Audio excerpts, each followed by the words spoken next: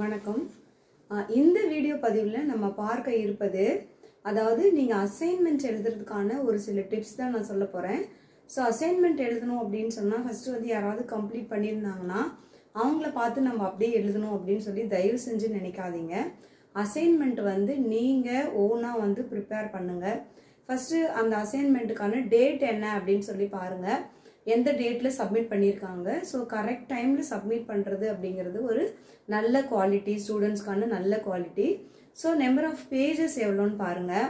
அது ப்ரிப்பேர் பண்ணி சப்மிட் பண்ணுறதுக்கு உங்களுக்கு எவ்வளோ டைம் ஆகும் அப்படின்னு பாருங்கள். அதுக்கு ஒரு பிளான் வச்சுருங்க. உங்களோட டெக்ஸ்ட் புக்கில் இருக்கிறத வந்து படித்து பாருங்கள். ஸோ அந்த கண்டென்ட் ஓகேவா இருந்தாலும் அதர் டெக்ஸ்ட் புக்கை வந்து ரெஃபர் பண்ணுங்கள். இல்லை அப்படின்னா உலகமே உங்களோட கையில் தான் இருக்கிற மாதிரி உங்களுக்கு இன்டர்நெட்டில் பார்த்தீங்கன்னா நிறைய வெப்சைட்டில் அந்த கருத்துக்கள் வந்து ரொம்ப சிம்பிளிஃபைடு வேர்ஷன்ஸ்லாம் இருக்குது, டயக்ராமேட்டிக் ரெப்ரசன்டேஷன்ஸ் இருக்குது, நிறைய ரெஃபரன்ஸ் இருக்குது, அட்வான்ஸ்டாக இருக்குது. ஸோ அதை பார்த்து நீங்கள் ப்ரிப்பேர் பண்ணி கொடுக்கலாம்.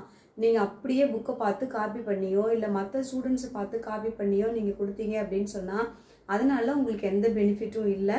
ஸோ எழுதும் போது பார்த்தீங்கன்னா உங்களோட ஹேண்ட் ரைட்டிங் எப்படி இருக்குன்னு பார்க்கலாம், உங்களோட ப்ரெசன்டேஷன் எப்படி இருக்குது, உங்களோட ஸ்பீட் ஆஃப் ரைட்டிங் எப்படி இருக்குது அப்படின்னு இருக்கும். அதை நீங்களாக ஓனாக ப்ரிப்பேர் பண்ணி சப்மிட் பண்ணும் பொழுது உங்களுக்கு ஒரு சாட்டிஸ்ஃபேக்ஷன் இருக்கும்.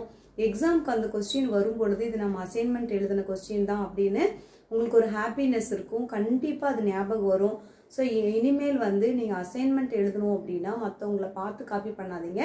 ஜஸ்ட் ஒரு மாடல் எப்படி எழுதியிருக்காங்கன்னு பாருங்கள். அவங்களோட நம்ம பெட்டராக எழுதணும் அப்படின்னு நினைங்க. இல்லை அதை விட நம்ம ப்ரிப்பேர் பண்ணுறது பெட்டராக இருக்கணும் அப்படின்னு நினைக்கிறீங்களா, இல்லை அவங்க நல்லா பண்ணியிருக்காங்க நம்மளால் பண்ண முடியல அப்படின்னு நினைக்கிறீங்களா அப்படிங்கிறதெல்லாம் ஒரு செல்ஃப் எவால்வேட் பண்ணிக்கோங்க. அது வந்து நீங்கள் ஒரு ப்ராஜெக்ட் பண்ணால் எப்படி பண்ணுவீங்க, இல்லை ஒரு ரிசர்ச் பண்ணனா எப்படி பண்ணுவீங்க, அந்த மாதிரி ஆட்டிடியூடில் பண்ணினீங்க அப்படின்னு சொன்னால் அது வந்து உங்களுக்கு ரொம்பவே யூஸ்ஃபுல்லாக இருக்கும். So don't copy from others. Thanks for வாட்சிங். Wish you all the best.